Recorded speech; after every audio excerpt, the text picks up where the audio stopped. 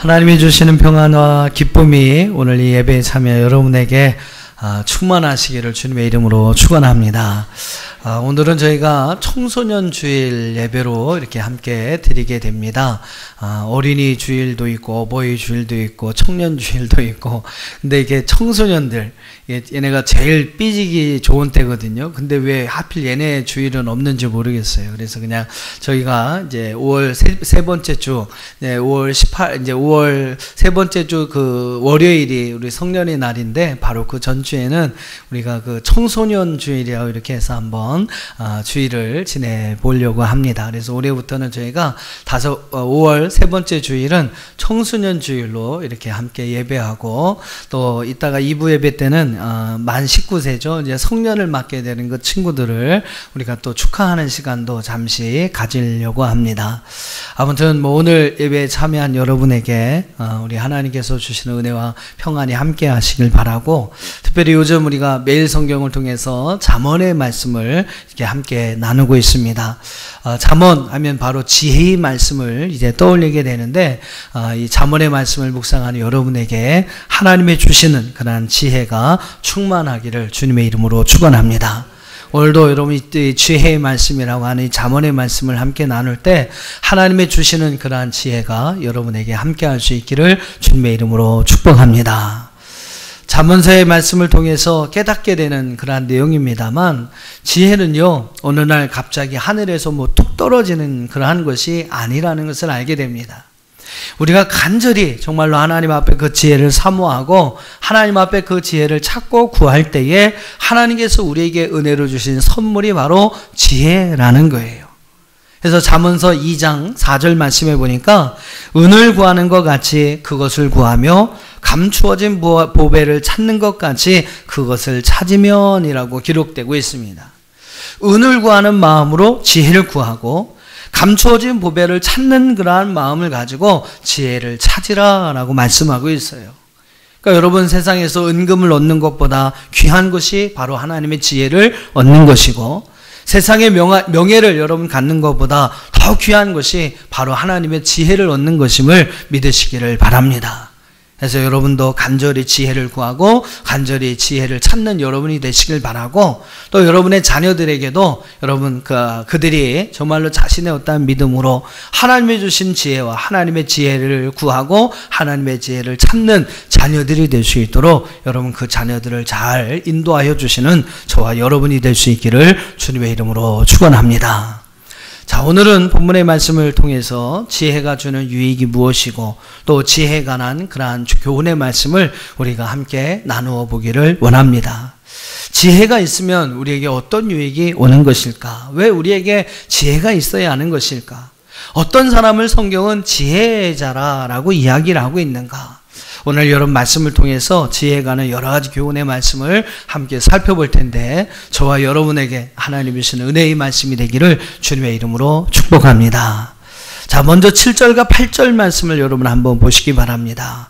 본문의 7절, 8절 말씀 같이 한번 읽어보시죠. 시작.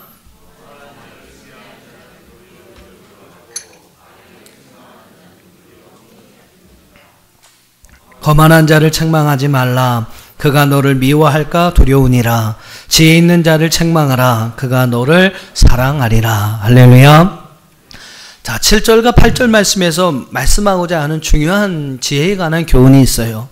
그것은 바로 무엇이냐면, 지혜 있는 자는 책망을 잘 받아들이는 자다라는 겁니다.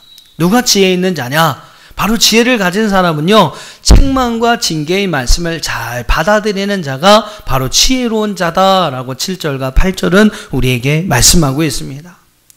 7절과 여러분 8절의 말씀 보면 지혜자와 반대적인 어떠한 개념으로 사용되는 한 단어가 있습니다. 그것이 여러분 무엇입니까?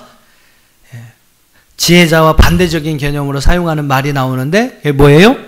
거만한 자라는 말이 나옵니다. 거만한 자. 그래서 7절에 보시면 거만한 자를 징계하는 자는 도리어 능욕을 받고, 8절에 보니까 거만한 자를 책망하지 말라. 그가 너를 미워할까 두려우니라.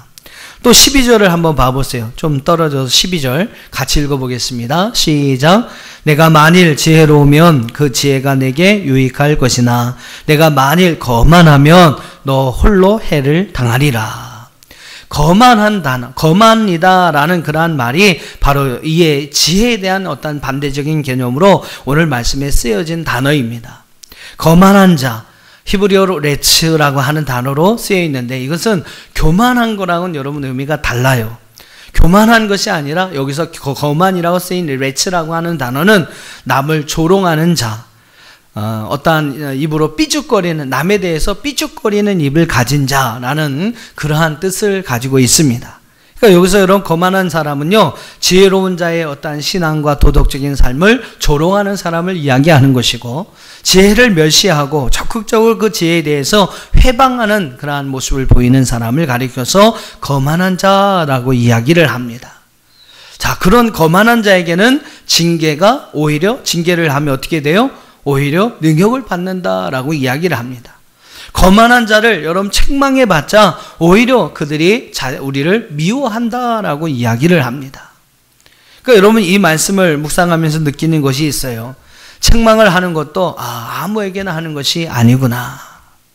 거만한 자에게 책망이나 징계를 하게 되면 오히려 그것이 우리에게 능욕이 될 수 있구나.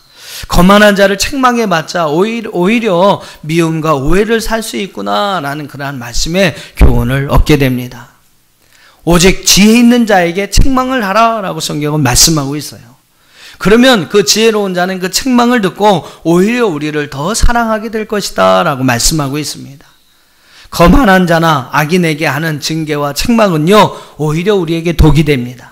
그러나 지혜 있는 자에게 하는 책망은 오히려 우리를 유익하게 만든다라는 거죠. 우리 좀 어른들이 또 잘 새겨야 할 그런 말씀이 아닌가 생각해 봅니다.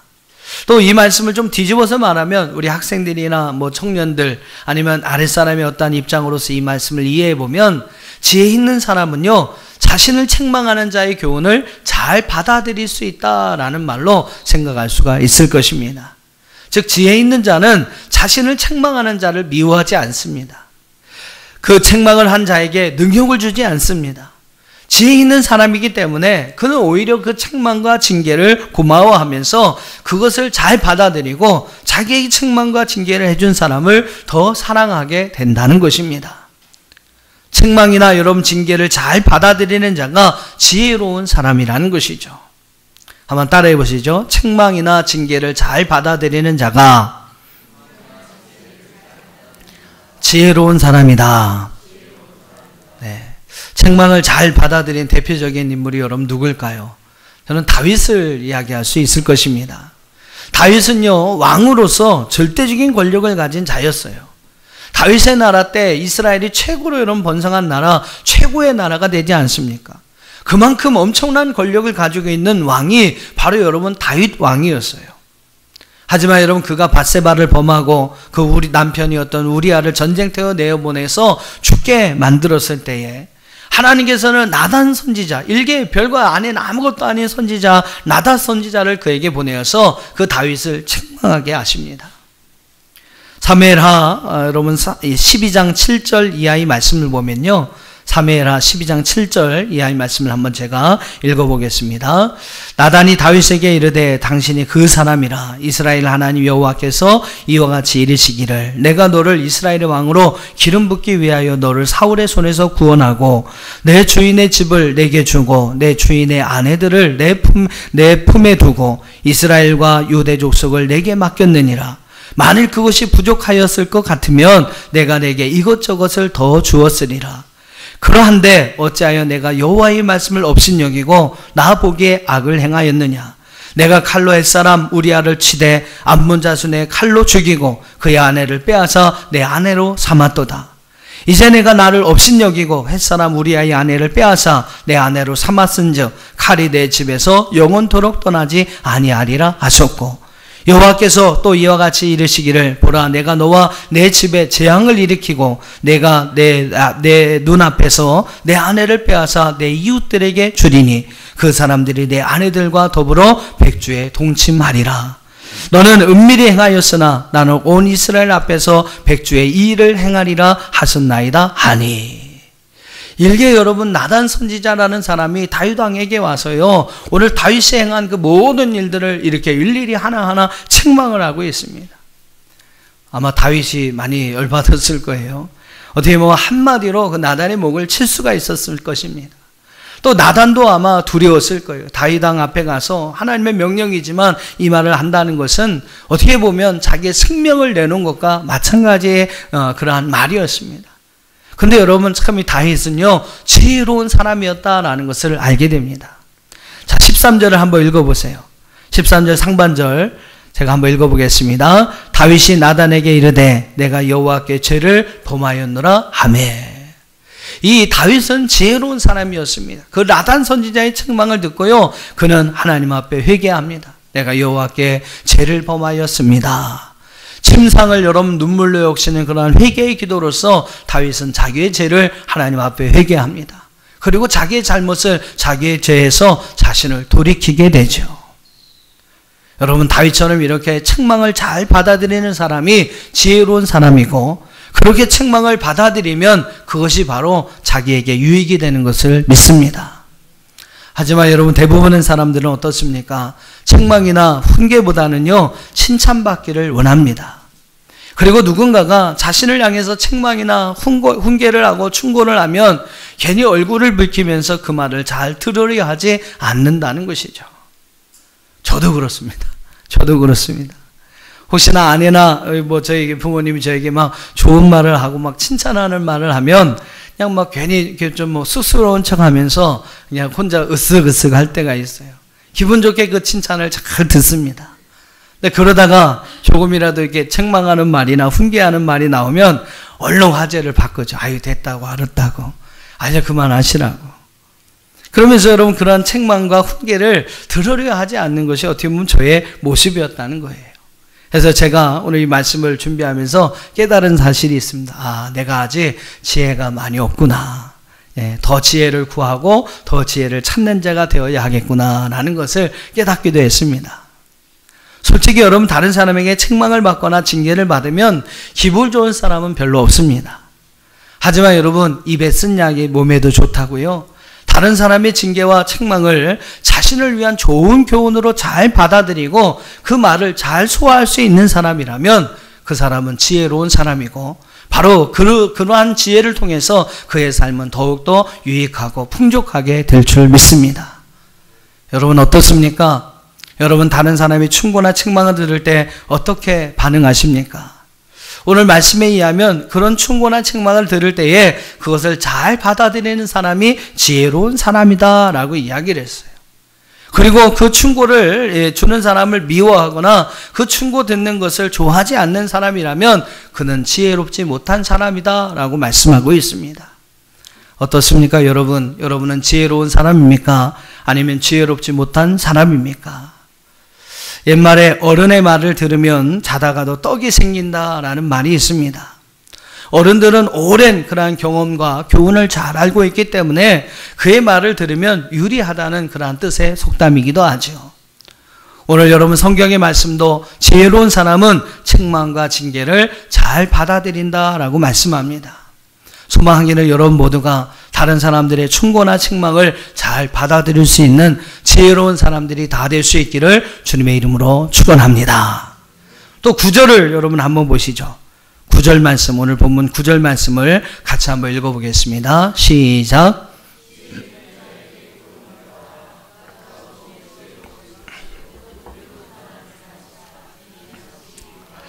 자, 이 말씀 속에도 지혜에 관한 참 중요한 또 교훈의 말씀들이 숨겨져 있는데요.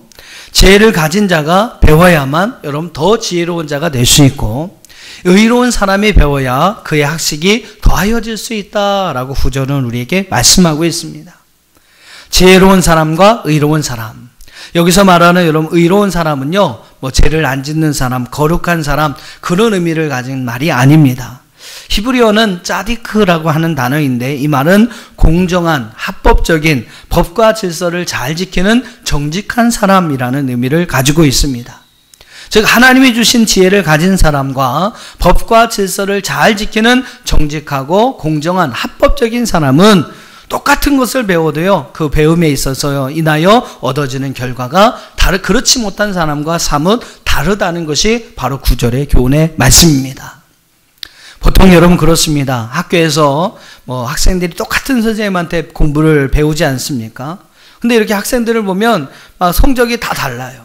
학원에서도 똑같은 선생님한테 배워도 뭐 성적이 다 천차만별입니다.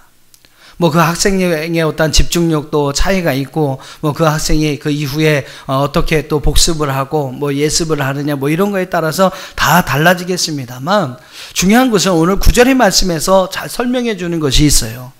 그 차이가 무엇이냐? 바로 그 차이는요, 지혜를 가진 사람과 지혜를 갖지 못한 사람의 차이이고, 정직한 사람과 그렇지 못한 사람의 차이라고 말씀하고 있습니다. 지혜로운 사람과 정직한 사람에게 지식이 더해지고 교훈이 더해지면 그 사람은 더욱 지혜로워질 수 있습니다. 그런 사람을 가르칠 때에 그의 학식이 더하여진다라는 것이죠. 그러니까 여러분 똑같은 선생님한테 배우는데 왜 그런 차이가 나느냐? 그것은 바로 그 사람이 가진 지혜, 또 그 사람이 가진 정직함 때문에 그와 같은 일들이 달라진다는 사실을 우리는 알 수 있게 됩니다. 그러니까 여러분, 우리 자녀들이, 우리 학생들이 지혜로운 사람이 되고 정직한 사람이 되면 그는 여러 가지 배움을 통해서 더욱더 지혜로운, 남보다 더 큰 지혜를 갖는 사람이 될 수 있고, 여러 가지 가르침을 통해서 그렇지 못한 사람들보다 더 학식이 더하여질 것이다 라는 것이 오늘 바로 이 본문의 말씀 9절이 우리에게 주시는 또 하나의 교훈의 말씀입니다.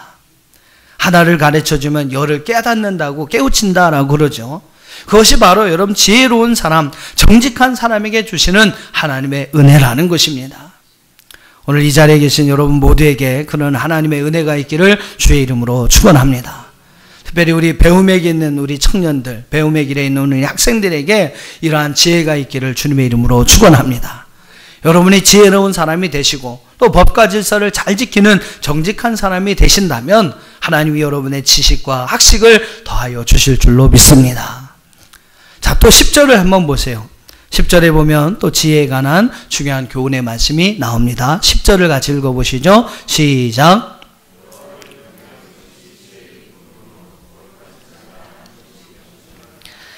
여호와를 경외하는 것이 지혜의 근본이다 그랬습니다. 그리고 거룩한 자, 여러분 거룩한 자가 누구를 의미하는 것일까요? 앞에 나와 있죠. 바로 여호와를 의미하는 것입니다. 여호와를 아는 것이 명철이다라고 말씀을 하고 있습니다.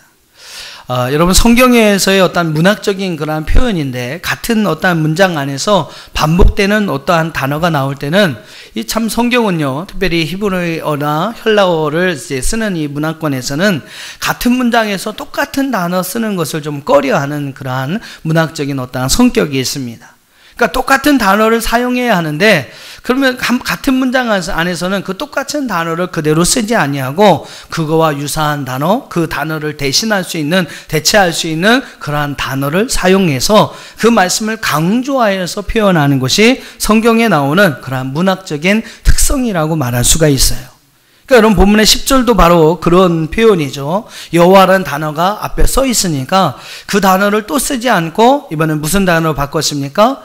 거룩한 자라는 그러한 말로 여호와의 말을 바꿨어요. 그 다음에 단어도 이런 마찬가지입니다. 경외하는 것을 또 쓰고 싶은데 그것을 또 쓰기가 그러니까 경외하는 것과 같은 단어로서 아는 것이라는 단어를 사용하고 있어요. 지혜와 여러분 명철도 그렇게 마찬가지 의미로 이해하시면 될 것입니다. 반복되는 단어를 다시 사용하지 않으려고 계속 같은 의미의 단어들을 반복적으로 사용해서 그 의미를 강조하고자 하는 것입니다. 하지만 그 의미는 여러분 똑같습니다. 여호와를 경외하는 것이 지혜의 근본이고 거룩한 하신 자를 아는 것이 명철이다. 요즘 어느 프로그램에, 코미디 프로그램에 보니까 뭐 돛진, 갯진 뭐 이렇게 하는 그런 프로그램이 있더라고요. 그러니까 여호와를 경외하는 것이나 거룩한 자를 아는 것이나 여러분 뭐 돛진, 갯진입니다. 또한 그것이 바로 지혜의 근본이고 명철을 얻는 길이라는 것을 10절은 우리에게 말씀하고 있어요. 그러니까 여러분 이 말씀을 묵상하면서 중요한 사실을 깨닫게 됩니다. 여호와를 경외하는 것, 그것은 바로 여호와 거룩하신 자를 알아가는 것이다 라고 말할 수 있어요. 즉 성경을 보면 여호와를 경외하며 그를 잘 섬기라는 말씀들이 많이 나오는데, 여호와를 경외하는 것은 무엇이냐면 바로 여호와를, 즉 거룩하신 자를 알아가는 것이다 라고 말할 수 있다는 것입니다. 즉 우리가 여호와가 어떤 분인지 많이 알면 알수록 우리는 그분을 더 경외하게 되고 그분을 더 잘 섬기게 된다는 것이죠. 사랑하는 여러분, 여호와를 많이 알아가시기를 주의 이름으로 축원합니다. 여호와를 많이 알아가야 여러분 여호와를 경외하게 되고 또 여호와를 경외함으로 하나님이 주시는 지혜와 명철을 소유하게 된다는 거예요. 우리가 여러분 어떻게 여호와를 알아갈 수가 있겠습니까? 크게 두 가지 방법이 있다고 생각합니다. 하나는 직접적인 만남을 통해서 하나님을 경험하고 하나님을 아는 방법이 있을 거예요. 여러분의 삶 속에서 살아계신 하나님을 만나고 살아계신 하나님을 체험하는 방법이 있다라는 겁니다. 또 하나 여러분 간접적인 만남의 방법이 있어요. 무엇일까요? 바로 하나님께서 자신이 어떤 분인지 우리에게 계시로 보여주신 바로 이 성경의 말씀을 통해서 우리는 그분이 어떤 분인지를 알아가게 된다라는 겁니다. 그 말씀을 여러분 읽고 묵상하면서 우리는 그분에 대해서 더 많이 알아갈 수 있다라는 거예요. 간접적인 여러분 만남을 통해서 그분을 알아갈 수 있는 것이 바로 여러분 성경을 읽고 성경의 말씀을 묵상하는 것입니다. 여러분은 어떻게 여호와를 알아가고 계십니까?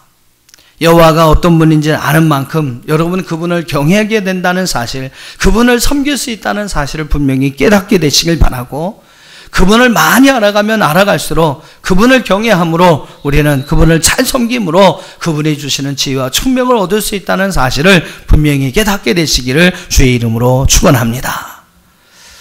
참 중요한 거예요. 지혜와 명철, 잠언에서 이 지혜와 명철은 그렇게 엄격하게 구별해서 쓰고 있지는 않습니다. 굳이 이 지혜와 명철을 구분한다면 그렇겠죠. 지혜는 지식에서 나오는 어떠한 영리함과 신중함을 말하는 것이고, 명철은 옳고 그름을 분별하고 판단할 수 있는 통찰력과 이해력을 말하는 것입니다. 굳이 영어로 표현을 한다면 지혜는 wisdom이라는 단어를 쓰고요, 명철은 understanding이라는 단어를 씁니다. 아무튼 중요한 것은 지혜와 명철의 근원과 원천은 바로 여호와 하나님이시라는 사실입니다. 우리가 그분을 알아갈 때, 그분을 경외할 때에 바로 그분은 오늘 우리에게 지혜와 명철을 허락해 주신다는 것이죠. 에베소 1장 17절 말씀에 보면 사도 바울은 이런 어떠한 표현을 사용하고 있어요. 에베소 1장 17절을 제가 한번 읽어드리겠습니다. 우리 한번 같이 읽어보겠습니다. 시작. 우리 주 예수 그리스도의 하나님 영광의 아버지께서 지혜와 계시의 영을 너에게 주사 하나님을 알게 하시고, 지혜와 계시의 영, 이 계시의 영이 바로 여러분 명철입니다. understanding, 영어로 understanding이라고 이렇게 기록이 되어 있어요. 즉 지혜와 명철, 바울은 여러분 뭐라고 말씀하고 있냐면 하나님 그 영광의 아버지께서 지혜와 명철을 너희에게 주사 하나님을 알게 하신다라고 말씀하고 있습니다. 여러분 오늘 본문의 말씀과 이 에베소 1장 17절의 말씀이 그 말씀이 여러분 일치하지 않습니까? 구약에서 어떤 교훈의 말씀이나 여러분 신약에서 바울이 하고 있는 그 교훈의 말씀들이 동일한 말씀인 것을 우리는 볼 수 있습니다. 자, 정리해보면 그래요. 우리는 여호와 하나님을 많이 알아가야 합니다. 그러면서 여러분 그분을 경외해야 하고, 그러면서 그분을 잘 섬겨야 합니다. 그러면 우리 여호와 하나님께서는 바로 지혜와 명철을 우리에게 허락하여 주신다는 거죠. 그리고 여러분 그 지혜와 명철을 가지고 우리가 배움의 어떠한 길에 선다면 우리는 더 지혜로워질 것이고 더 학식이 우리 안에 더하여지는 놀라운 은혜와 축복을 얻게 된다는 것입니다. 사랑하는 여러분, 지혜와 명철의 모든 출발이 여호와를 알아가는 것임을 기억하시기를 바랍니다. 말씀을 통해서 여러분 하나님을 많이 알아가시는 여러분이 되시기를 축복합니다. 그럼 하나님은 바로 여러분에게 지혜와 명철을 통해 여러분에게 유익한 모든 것을 허락하여 주실 줄로 믿습니다. 지혜와 명철을 가짐으로 우리가 누릴 많은 유익이 있어요. 자, 마지막으로 여러분 11절과 12절에서 그 지혜를 얻음으로 우리에게 될 유익에 대해서 말씀하고 있는데, 과연 지혜를 얻으면 우리에게 어떤 유익이 일어나게 될까요? 자, 11절과 12절 말씀을 우리 한번 같이 읽어보겠습니다. 11절과 12절 같이 읽어보시죠. 시작.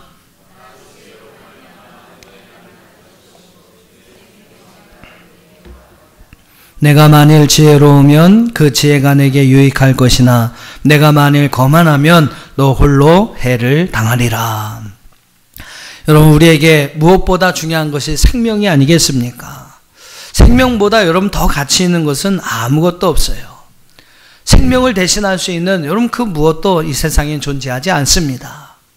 그만큼 여러분 귀한 것이 생명인데 바로 하나님은 지혜로 말미암아 우리의 날이 많아질 것이라고, 바로 그 하나님이 주신 그 지혜를 통해서 우리의 생명의 해가 더하여 지리라 라고 말씀하고 있습니다. 바로 여러분 지혜는요, 바로 생명의 해가 더하여지겠다. 이 말은 오늘 우리에게 주시는 최고의 복을 이야기한다는 것이죠. 이처럼 여러분 지혜는요, 그것을 가진 자에게 최고의 유익을 주는 것이고, 지혜를 가진 자는 이 세상에서 가질 수 있는 최고의 복을 받는 자가 된다는 것이 바로 여러분 11절의 말씀입니다.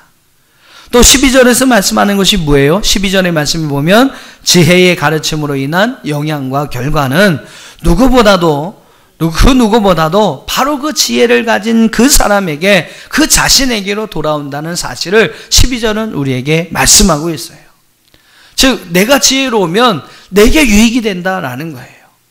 내가 지혜로우면 여러분 내게 유익이 된다. 반대로 내가 거만하면 바로 나에게, 오늘 성경에 보면 너 홀로 해를 당하리라 라고 말씀하고 있어요. 여러분이 거만하면 여러분 그 거만함으로 인해서 우리가 내 자신의 해를 당하게 된다라고 성경은 말씀하고 있습니다. 즉 지혜를 가짐으로 얻게 될 유익은 자신이 누리게 되는 것이고요, 거만함으로 얻게 될 해는 바로 자신이 받게 된다는 것을 말씀하고 있습니다. 지혜로운 자가 될 것인가, 거만한 자가 될 것인가, 그것은 여러분 누구의 선택도 아닙니다. 바로 자기 자신의 선택이라는 것이죠. 그 누가 여러분을 지혜롭게 만들어주는 것이 아니라는 거예요. 바로 여러분을 지혜롭게 만드는 사람은 바로 여러분 자신이라는 사실을 오늘 성경은 우리에게 말씀하고 있어요. 지혜로운 자가 될 것이냐, 거만한 자가 될 것이냐, 그것의 선택은 누구도 아닌 바로 우리 자신이 하는, 스스로 하는 선택이라는 것을 말씀하고 있습니다. 부모가 여러분 자녀를 위해서 많이 기도해 준다고 그 자녀가 지혜로운 자가 되는 게 아니라는 거예요. 부모는요, 그 자녀에게 말씀을 통해 그 지혜의 유익을 알려주고 그가 스스로 지혜로운 자가 될 수 있도록 그를 가르쳐 줘야 할 책임이 있습니다. 그것이 바로 부모가 해야 할 일이라는 거예요. 밥을 떠서 여러분 먹여주는 역할을 하는 것이 부모의 역할이 아니라 밥을 떠서 먹을 수 있도록 가르쳐 줘야 하는 것이 여러분 부모의 역할이라는 겁니다. 자녀들이 여러분 스스로 여호와를 알아가고 또 여호와를 경외하는 일에 힘을 쓸 수 있도록, 그래서 여러분 그가 하나님을 스스로 알아갈 수 있도록, 그가 스스로 하나님이 주시는 지혜를 소유한 자로서 하나님 앞에 설 수 있도록 가르치고 인도해야 하는 것이 바로 여러분 부모의 역할이라는 것입니다.